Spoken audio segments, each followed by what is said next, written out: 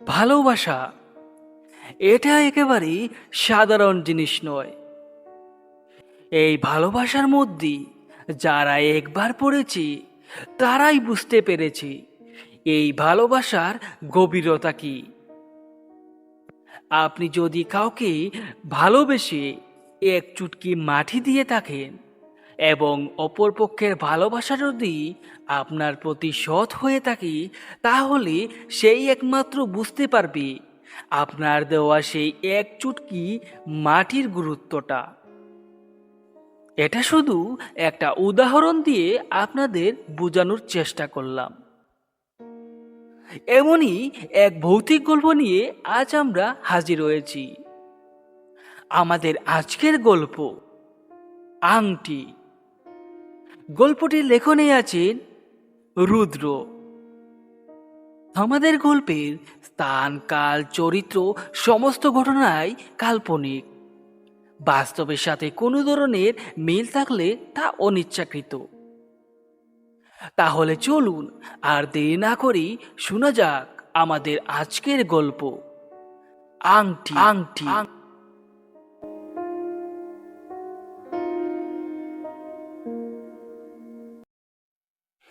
এক জনশূন্য দুপুর। সূর্যের আলো পশ্চিমের আকাশ হেলে পড়েছে আর সোনালি আভা ছড়িয়ে পড়েছে চারিদিকে। কিন্তু সুরমার মনে বিন্দুমাত্র শান্তি নেই। সে তার নতুন কিনা একটা ফ্ল্যাটে একা চুপচাপ বসে আছে। ফ্ল্যাটটা নতুন হলেও এর একটা অদ্ভুত নীরবতা রয়েছে যা সুরমার বুক ধুকপুক ধুকপুক করায়।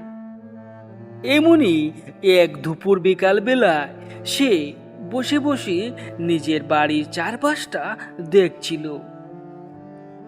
হঠাৎ করেই সুরমার চোখ পড়ে ঘরে রাখা একটা টেবিলের নিচে।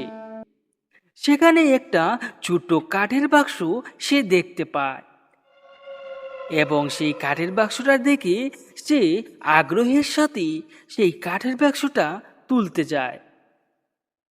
প্রথমে সে ভেবেছিল পুরনো আসবাবপত্রের সাথে সে এটা ফেলে দেবে, এটা তার কোনো কাজের জিনিস নয়। কিন্তু কি জানি কেন তার একটা কৌতূহল জন্ম নিল এবং সে মনে মনে ভাবে বাক্সটা কুড়ে গড়ে ফেলে দেওয়ার আগে তাকে একবার খুলে দেখা উচিত এই বাক্সটার মধ্যে কি আছে। এই কৌতুকে সে বাক্সটা খুলে এবং সেই বাক্সটা খুলতেই তার চোখ জুড়িয়ে যায়। ভেতরে ছিল একটা পুরনো কারুকার্যময় আংটি। আংটিটার মাঝখানে একটা বড় লাল পাথর বসানো ছিল যা অন্ধকারের মধ্যেও ঝলঝল করছিল। আংটিটার লাল আভা সুরমার সমস্ত মুখ এবং ঘরটা লাল করে দিয়েছিল। সুরমা এই আংটিটা দেখে একেবারে চমকে যায় এবং সে খুব মনে সুখী সেই আংটিটা আঙ্গুলে পরে নেয় এবং তার স্বামীকেও ঘরে আসার পর সে এই ঘটনাটা তার স্বামীকে বলে। হ্যাঁ, সবই তো বুঝলাম, কিন্তু এই আংটিটা কোথা থেকে পেলে তুমি? কার আংটি কোথা থেকে আসলো কিছুরও তো ঠিক ঠিকানা নেই। আর তুমি শুধু শুধু এই আংটিটা পরে বসে আছো। কাজ নেই এই আংটিটা পরার, তুমি শুধু শুধু অন্যের আংটি পরে বসে আছো। খুলে ফেলো এই আংটিটা, আমি বরং বাজার থেকে তোমার জন্য নতুন আংটি কিনে নিয়ে আসব। কাজ নেই অন্যের আংটি পরার। সুরমা সে তার স্বামীর কথাটা একেবারে অবহেলা করে ফেলে দেয়। সে বরং তার স্বামীর সাথে তর্কে নেমে যায়। কার আংটি আবার কি? এটা তো আমি পেয়েছি। এটা যখন আমি পেয়েছি, এটা আমারই আংটি। আমি কেন খুলবো? না, আমি এটা খুলবো না। এই বলে সুরমা রুম থেকে বেরিয়ে যায়। এই তুমি কোথায় যাচ্ছ? বুঝলে না প্রিয়, আমি তোমাকে ভালোবাসি বলে তোমাকে আমি এই কথাটা বলেছিলাম, কিন্তু তুমি আমার কথা শুনলে না। আমি চাই না তোমার কোনো ক্ষতি হোক। এইভাবেই কিছুদিন চলে যায়। তবে এবার একটা অদ্ভুত ঘটনা ঘটতে শুরু হলো। সুরমার ব্যবহার দিন প্রতিদিন খারাপ হতে থাকে তার স্বামীর প্রতি। সে তার স্বামীকে একেবারে সহ্য করতে পারে না। দিন প্রতিদিন তার স্বামীর উপর শুধু রাগ বাড়তেই থাকে। তবে সেটার কোনো কারণ সুরমার স্বামী খুঁজে পান না। তিনি প্রায় দিন সুরমার রাগ ভাঙানোর চেষ্টা করেন এবং সুরমাকে কিছু বোঝানোর চেষ্টা করেন। সুরমা, তুমি এইরকম হয়ে যাচ্ছ কেন? আমি কি তোমার সাথে কোনো খারাপ ব্যবহার করেছি? আমি যদি তোমার সাথে খারাপ ব্যবহার করে থাকি তাহলে আমাকে তুমি ক্ষমা করে দাও। সুরমা, আমি তো নিজেই কিছু বুঝতে পারছি না আমি তোমার সাথে কি খারাপ ব্যবহার করেছি। আর কিসের জন্যই বা তুমি আমার সাথে এইভাবে দিন প্রতিদিন খারাপ ব্যবহার করে যাচ্ছ? সুরমা, তুমি কি আগের মতো আমাকে ভালোবাসো না? কিছু বলো সুরমা, এইভাবে মুখ বুজে বসে থেকো না, কিছু একটা বলো। সুরমার স্বামী তার হাত ধরে এইভাবে তাকে বোঝানোর চেষ্টা করেছিলেন, কিন্তু সুরমার কোনো কথাই কানে যায় না। সে বরং তার স্বামীর হাতটা ছিটকে দূরে সরিয়ে দেয় এবং সে খুব রাগের স্বরেই বলে ওঠে, একদম আমাকে স্পর্শ করবে না তুমি। কোন অধিকারে তুমি আমাকে স্পর্শ করেছো? কখনো তুমি আমাকে স্পর্শ করতে পারবে না। আমি একটা কথা আজ বলে দিলাম, নয়তো তোমার খুব খারাপ হয়ে যাবে।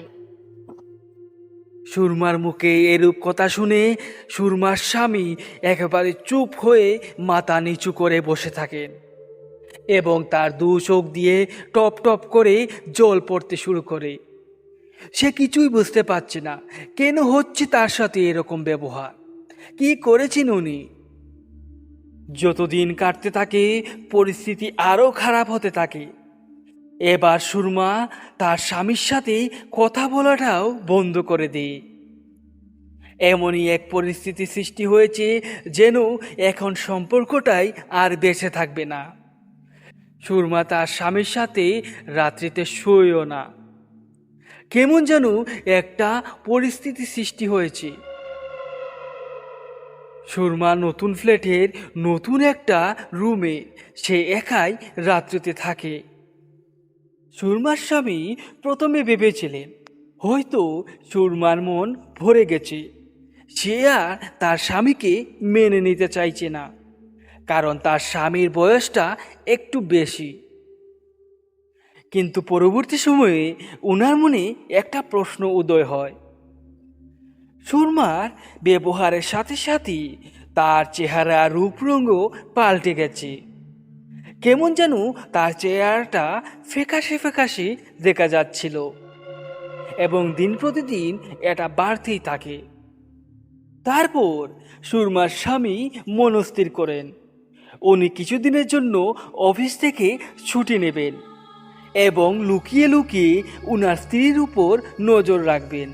তিনি দেখবেন উনার স্ত্রী কি করে, কেন এরকম হয়ে গেল তার স্ত্রী। এরপর সুরমার স্বামী প্রায় মাস খানিকের জন্য অফিস থেকে ছুটি নিয়ে নেন এবং উনি মিথ্যা অফিসে যাওয়ার বাহানা দেখিয়ে ঘরের একটা কোণে লুকিয়ে পড়েন যাতে ওনার স্ত্রী তাকে দেখতে না পায়।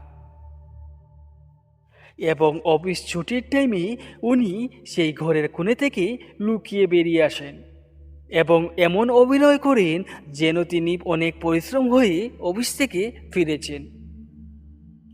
এইভাবেই দুদিন কেটে যায়। তবে সুরমার স্বামী এই বিষয়ে কোনো গোপনীয় তথ্য খুঁজে বার করতে পারেন না। তারপর উনি ভাবেন হয়তো সুরমার কিছু মানসিক অসুবিধা হয়েছে, এর জন্য সে এরকম করছে। কারণ তিনি যে সন্দেহটা মনে মনে করেছিলেন সেটা কিন্তু একেবারে মিথ্যে। নয়তো দুদিন যেভাবে তিনি লুকিয়ে লুকিয়ে তার স্ত্রীর উপর নজর রেখেছিলেন, যদি অন্য কোনো বিষয় হতো তাহলে উনি সেই বিষয়টা হাতে নাতেই ধরে নিতেন। তারপর সুরমার স্বামী ভাবেন, না, আমি তো দুদিন সুরমার উপর নজর রেখেছিলাম, কিন্তু সুরমার কি হয়েছে তা কোনো কিছুই বুঝতে পারলাম না। অন্য কোনো পুরুষের সাথেও তার কোনো সম্পর্ক নেই, নয়তো এই দুদিনের মধ্যেই তা ধরা পড়ে যেত। সুরমার মানসিক সমস্যা হচ্ছে তাও তো ঠিক বুঝতে পারছি না। তবে আমি একটা জিনিস কিছুতেই বুঝতে পারছি না, সুরমা এখন আমার সাথে শোয় না কেন? সে একা একা কিভাবে শোয় সেই ঘরের ভিতরে? যে মেয়েটা একা একা রাত্রিবেলা লাইট বন্ধ করে শুতে ভয় পায়, সে কিভাবে একা একা রাত কাটায়? না, আমাকে এই বিষয়ে তদন্ত করতে হবে। দেখতে হবে সে রাত্রিবেলা একা একা কি করে। সেই দিন সুরমার স্বামী ইচ্ছে করে এবং সুরমার চোখ আড়াল করে ঘরের দরজার একটা ছিদ্র করে নেন, এবং ছিদ্রটা বেশ বড়ই ছিল, যাতে করে বাইরে থেকে ঘরের ভিতরটা সম্পূর্ণ দেখা যায়। দিন গনিয়ে রাত্রি হলো। সুরমার স্বামী নিজের হাতেই রান্না বাড়া করে খেয়ে শুয়ে যান এবং কিছুটা খাবার সুরমার জন্য রেখে দেন। সুরমা এখন আর রান্না বাড়া কিছুই করে না। সুরমার স্বামী খাওয়া দাওয়া শেষ করে ঘরে যাওয়ার পর সুরমা রাত্রিবেলাতে এসে খেতে বসে। তবে তার খাওয়া দাওয়ার ব্যবহার একেবারে অন্যরকম। সে একেবারে হান্ডি নিয়ে বসে এবং দুই হাতেই খাবার খেতে শুরু করে, যা এই প্রথম সুরমার স্বামী তার নিজের চোখে দেখতে পান। একই দেখছি আমি, সুরমা কি এইভাবে খাওয়া দাওয়া করে? এত পরিবর্তন তার মধ্যে, এটা কোনো মানুষের খাওয়ার ধরন হতে পারে না। এবার সুরমার স্বামীর চিন্তাধারার মধ্যে পরিবর্তন আসলো এবং সে জিনিসটা আরও ভালোভাবে দেখার জন্য সুরমাকে চোখে চোখে রাখতে শুরু করলেন। এবং সুরমা প্রতিদিনের মতো তার স্বামী খেয়ে ঘুমিয়ে গেছে বলে সে তার আপন মনে তার আসল ব্যবহারটা শুরু করেছে। রাতের খাওয়ার দাওয়া শেষ করে সুরমা পাগলের মতো ছুটে যায় তার সেই রুমের দিকে। তার চুলগুলো খোলা, শাড়ির আঁচল মাটি ছেঁচড়ে যাচ্ছে এবং সেই বড় বড় পা দিয়ে এগিয়ে যাচ্ছে সেই রুমের দিকে। এবং রুমের ভিতরে যেতেই রুমের দরজাটা আপনিতেই ধম করে বন্ধ হয়ে যায়। এর 1 মিনিট পর সুরমার স্বামীও দৌড়ে সেই দরজার কাছে যান, যার জন্য তিনি দিন থেকে প্রস্তুতি নিচ্ছিলেন। উনি সেই ঘরের দরজায় চোখ পাতান এবং উনি যা দেখতে পান তা দেখে ওনার পাটা ধপধরে কাঁপতে শুরু করে। উনি দেখতে পান সুরমা শুয়ে আছে, তবে সে বিছনার মধ্যে নয়, সে শূন্যে বসে আছে এবং তার হাতে থাকা সেই আংটিটা লাল আভায় সমস্ত ঘর লাল হয়ে এসেছে। এবং এর থেকে বুক কাঁপানো একটা দৃশ্য সুরমার স্বামী দেখতে পান। এই লাল আবার মধ্যে হঠাৎ তার চোখ পড়ে ঘরের কোণে থাকা একটা পুরুষ ছায়ামূর্তির উপর, যার কোনো মুখ নেই, যার কোনো শরীর নেই। কি বিভৎস এই দৃশ্য! এবং সেই পুরুষ ছায়ামূর্তিটা সুরমার শরীরটাকে একবার স্পর্শ করছে, কখনো তার মাথার চুল বুলিয়ে দিচ্ছে। কি বিভৎস এই দৃশ্য! সুরমার স্বামী এই দৃশ্য দেখে ওনার আর রাগ সহ্য করতে পারেননি এবং উনি দরজাতে সজোরে একটা লাথি মারেন এবং একই লাথিতে সেই দরজাটা ভেঙে যায়। কে তুই? কে তুই শয়তান? তাহলে তুই এই সব কিছুর পিছনে? তুই আমার স্ত্রীকে কেন এইভাবে আক্রমণ করেছিস? কোন অধিকারে তুই আমার স্ত্রীর গায়ে হাত দিয়েছিস? তখন এই লাল বাবরা ঘরের মধ্যে থেকে বেশি উঠে এক কৌতুকী হাসি। কে তোর স্ত্রী? কে?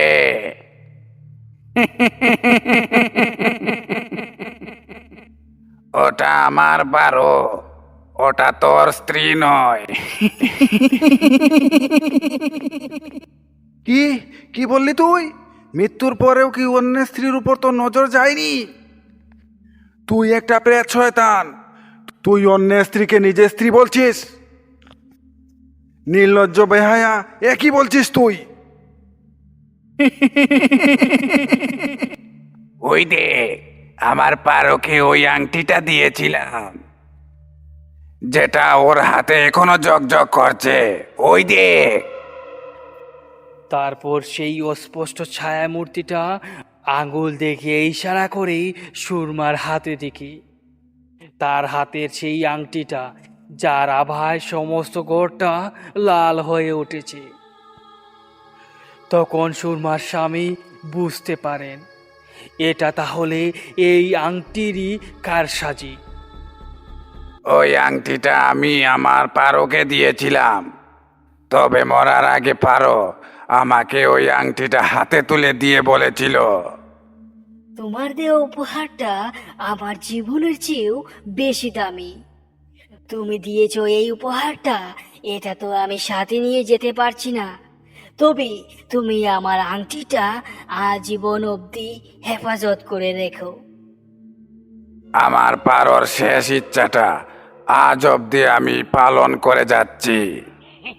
আমরণ নয়, অকাল অবধি এই আংটিটা আমি হেফাজত করে রাখবো।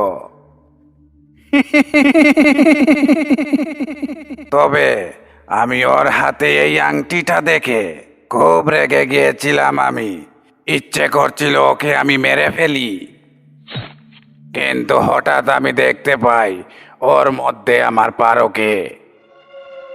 তারপরে আমি সিদ্ধান্ত করি ওকে আমি মারবো না। ওই এখন থেকে আমার পারো।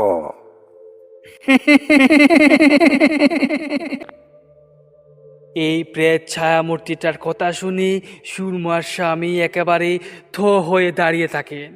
তবে ওনার মনে কোনো ভয় ছিল না, ছিল ওনার মনে অনেক রাগ। এই শয়তানি তার সংসারটা ধ্বংস করতে এসেছে। তবে উনি বুঝতে পারছেন এর সাথে সরাসরি যুদ্ধ করে জেতা যাবে না, কারণ এটা একটা অলৌকিক শক্তি। তার সাথে বুদ্ধি দিয়েই জয় করতে হবে।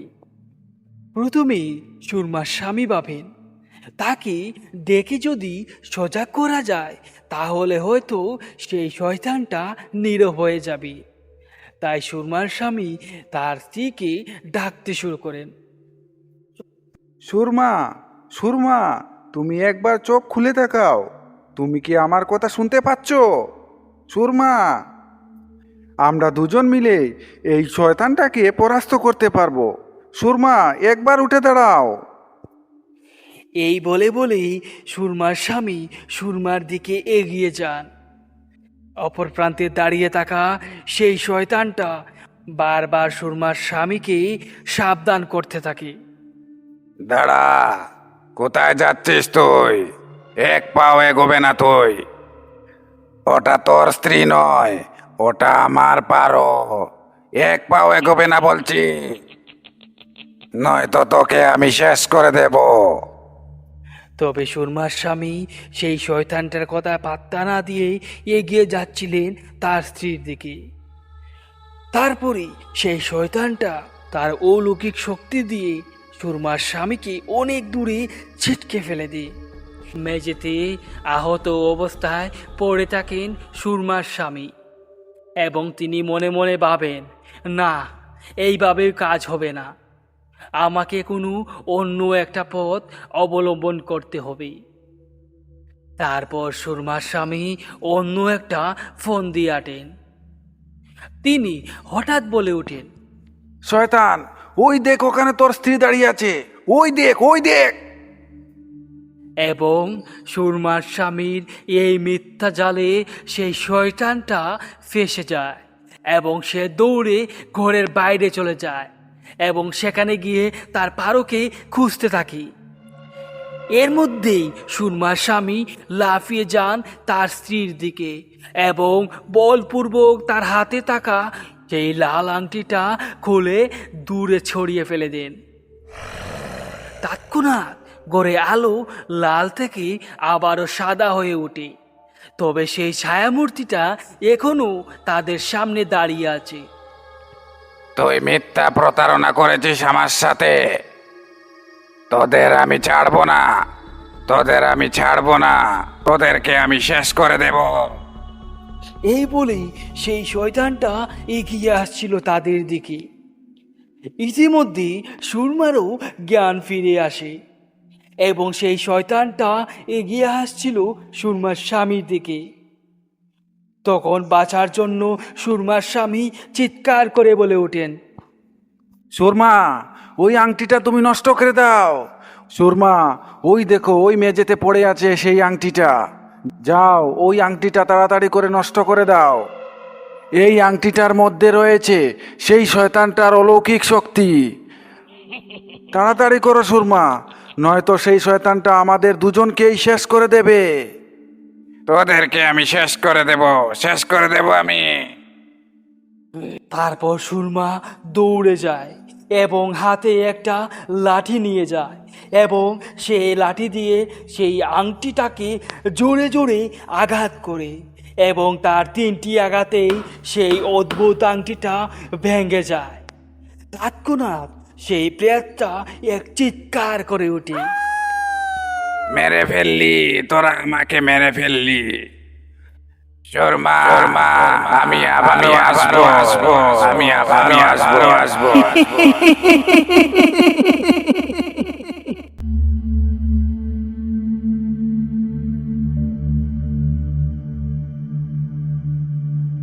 আপনারা এতক্ষণ শুনছিলেন আমাদের আজকের গল্প আংটি। আমাদের রহস্যের রোমাঞ্চ ভরা ভৌতিক গল্পগুলি আপনাদের কেমন লাগছে অবশ্যই কিন্তু আমাদের কমেন্ট করে জানাতে ভুলবেন না। দেখা হচ্ছে আবারও কোনো নতুন ভৌতিক গল্পে। ততক্ষণের জন্য সবাইকে শুভরাত্রি।